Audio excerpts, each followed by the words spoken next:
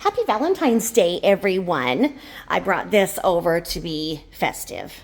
Okay, so excuse my kitchen. It is being used a lot and it needs a deep clean. I apologize in advance for that. So, with that being said, I think I've done footage before about how I make a weekday spaghetti dinner. And generally, my weekday quick spaghetti does not involve meatballs, but because it is Valentine's Day and I'm upping it a little bit for the fam, I am going to do it. It was really cute because one of my sons, and he he was born with a Boston accent through much speech therapy and otherwise they've not been able to tease it out. He just sounds like he's from Boston. So he said one time at band camp, he said, "Mama, how come you make spaghetti? How come you make spaghetti without meatballs? I don't know what you're doing because spaghetti is not spaghetti without meatballs. I've seen other people do it and they had to have meatballs." "Well, Mama, you have to make meatballs, Mama." So he was like in third grade then.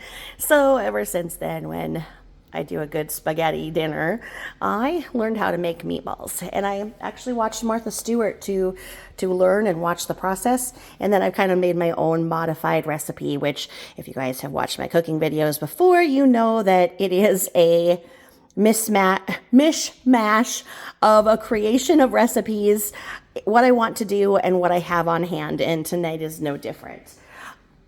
These meatballs, a lot of people do pork and beef. They'll do 1 pound pork, 1 pound beef. They'll do a 1-to-1 ratio. So if you were only going to do half of that, you'd do half pound pork, half beef. I don't do that. I do beef. I do lean beef. I think I do 93% lean, 7% fat. And I use my mixer. And this is what they look like when they're done. I use usually just the hook or the bread attachment. I don't use the whip. So that's kind of important, I think. Otherwise, you would overmix your ingredients. What's in these meatballs is breadcrumbs. 1 pound of beef, about a cup of breadcrumbs, Parmesan cheese. If you have Romano or any other kind of a dry cheese, it's fun to add that. You can be creative in that. I've got oregano, rosemary, basil, and thyme. Is that the way it goes? I've got minced garlic, half an onion. When you have that, it should be pretty dry. So what you're going to do is you're going to put 1 egg to that, because then that egg is going to bind the ingredients, and that's what you want. So 1 pound of hamburger, 1/2 onion. If you put in 1 pound of beef to 1 whole onion, your onion is going to be too much moisture. And so if you didn't have an egg, you might want to put in 1 whole onion, but in that, I would really, really make sure that you mince that onion. You don't have fresh onion, use onion powder.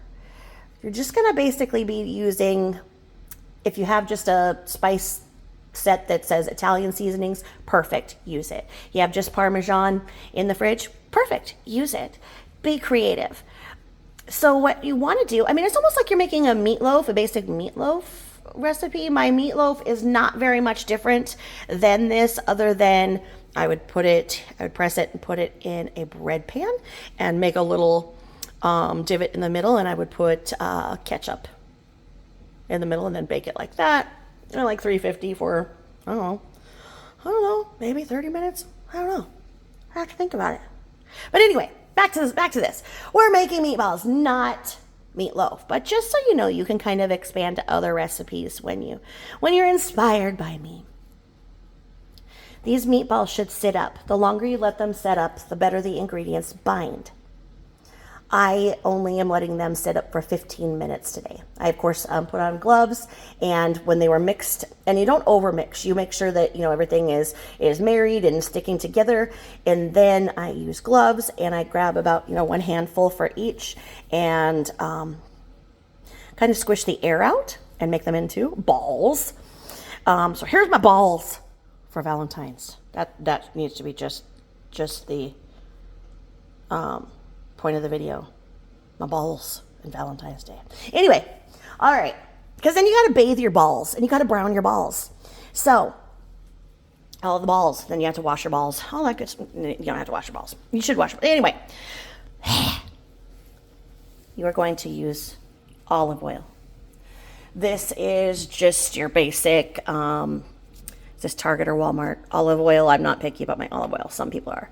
And you're going to just do like that. And I like using this pan in particular because this is going to double as what holds the sauce. Basically, you're going to put about that much. You're going to turn on your heat. You are going to then, I would use just like a spatula or something at this point and put all of your balls in there accordingly. So basically, this on here is going to be repeated in this pan. You're going to have it over about medium heat, and you are going to use tongs to flip and turn your balls until all sides are brown. Now, if you didn't let your balls sit up enough, because you can put them in the refrigerator, you can make this. A lot of times I'll make the meatballs in the morning and then just let them sit in the fridge like this, and then they stay together really well, because this is when they're going to break apart. Now, let's say that something went wrong and your balls are falling apart, and yes, my kid just gave me the side eye. Then all you're going to do is just brown the you better not be laughing at me. I'm making a video, thank you. This is the life of having teenagers. Walking by, making a video talking about my balls. Anyway, teenagers. Where was I? Bathing my balls. All right, so you want them to be browned. I mean, almost, because the olive oil is going to put a good crispness on this, and it's going to blend with what you have in here, with your dry cheese and everything. So you're going to make sure that they are all sides are browned, and let them go like that, and until they're browned. Oh, if they break apart, just don't even worry about it, and then just you just say that, okay, then you'll have wonderfully seasoned meat for your meat sauce. That's all you would do. If everything breaks up in your meatballs, okay, you just have very flavorful meat sauce. Not a problem, not a problem. So you have these going here. At this point, I would not have my water boiling. You want to salt your water before you cook your noodles, of course. What I do here then is I get the sauce ready. So I will use a store-bought sauce. There's really no reason to not. My favorite is Bertolli. You can't go wrong. They have all different kinds. And you can watch for them to go on sale. I think 2 for $5 is what they do. But you can also use like a Hunt's that you can find at the Dollar Tree for $1. If it's at the end of the summer and you have a bounty and you know what you're doing and you want to put in time to make your own spaghetti sauce or can it, that's amazing. I'm not that talented. If you are that person, then you just go and you grab what you have. If you have a couple of fresh tomatoes and you're going to be cooking this down all day, add them. Just cut them up and add them in. It's just not a big deal. I found this at Aldi, this pesto. I really like pesto, so I'm going to try and add some of that to this sauce. So when these are going in the browning, I'm going to be over here warming the sauce up. And like I said, I'm going to put that in, and I'm going to just put pesto. I don't think I'm going to add anything else to that sauce. Like Bertolli is just amazing. So then that's going to be there. My balls are going to be continuing to be browning. My balls. How many times have I said that now? Okay, it's Valentine's Day. Should we drink? Put a 2 in the chat. Drink. Yeah. I've got my water bottle here. It is in a Tito's container. Shout out to you-know-who. Okay, anyway. Back to the Valentine's Day balls. Okay. This is why I stay in hibernation, because things like this. Oh, it's snowing. Yeah. It is actually snowing. We haven't had any measurable snow in Minnesota this year, so Valentine's Day snow is great. Probably means we're going to get some St. Patrick's Day snow too. Okay, so anyway, these will be over medium, and then once they are all browned on all sides and staying firm, you want your balls to be firm. Once they are firm and not going to break apart further, you will know, because essentially I think that you're making hamburgers, okay? And this is a hamburger patty, and you want to get cooked all the way through, but we're doing a slow cook with this. So once they are stable, firm balls in here, browned all the way, you are going to take your sauce and you are going to pour your sauce in. The way that this pan setup is going to be is that this pan is going to have the sauce, and your balls should, okay, you guys have to be either rolling on the floor laughing or you don't have a sense of humor, because how does Martha Stewart do this? And now we know why that other one got so many people to fall in love with her. What was that cook's name? She was like, oh yes, then you're going to put the chicken in the oven. Oh, what was her name? She had a lot of men that really liked her. And even, well, shout out to you know who again. It is rumored in the ladies of the night circuit that there were men who wanted to be talked to like that during the deed. Yeah, I'm not even kidding. God, what was her name? Not Dr. Ruth. I heard one of you guys back there say Dr. Ruth. No, not Dr. Ruth Wisdomhire. No, I'm talking about that cooking lady. And I know that half of you guys are shouting that out to me. I just can't think of it right now. I got balls on my mind. Balls right here in my face. Martha Stewart was, like I said, the one who I really watched to get this technique down from. And her recipe was called Mama Mancini's meatballs. Mancinis. Oh, if you look up online Mama Mancini's, that's how I adapted just kind of what works for me and what I have on hand to make them, and then just really understanding how she did this, because I could never understand how to make the meatballs and make them firm. Because, you know, if you make them, I just thought that you would just take them out and use like an ice cream scoop that, of course, you would sanitize afterwards, a dishwasher, whatever. But you would just do that and then just put it in. Well, every time that fell apart. So that's why I needed to watch Martha Stewart and get the technique done. And this is what I have found. So then I usually let that simmer. So then you're going to, once you have the sauce in, you're going to still be really careful with your balls, because you don't want your balls to fall apart.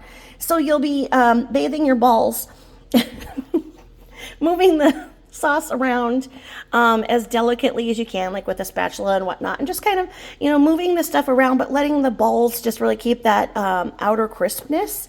Some people like to bake their balls. God, I can't not laugh.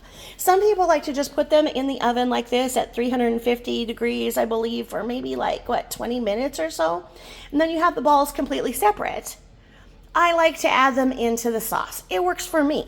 Do what works for you. Just watch a few creators, YouTubers, Martha Stewart, whatever you want, and then get creative. Do what works for your family. Do what works for your time frame. I was always so intimidated about cooking and just feeling like I was going to do something wrong. But it became that, you know what? I've got kids to feed, and they don't care if I did something wrong. They're not going to know the difference, and they ended up loving certain things. So